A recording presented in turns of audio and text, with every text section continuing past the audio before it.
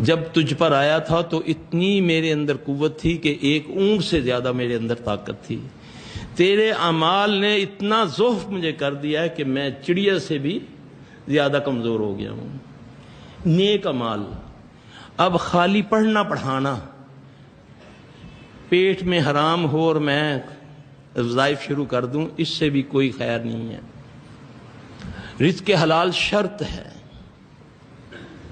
آنکھوں کی حیا شرط ہے، کانوں کا شرط ہے، زبان کا شرط ہے، اس کا شرط ہے، دل کا، ٹانگوں کے درمیان شرط ہے. پھر قبولیت ہوتی ہے بات کی. چاہے 2 بار کہہ دو یا اللہ، کچھ بھی نہیں آتا اتنا کہہ دو اللہ میری مدد کر دے. اللہ پاک ہے، وہ پاک چیزوں کو پسند کرتا ہے.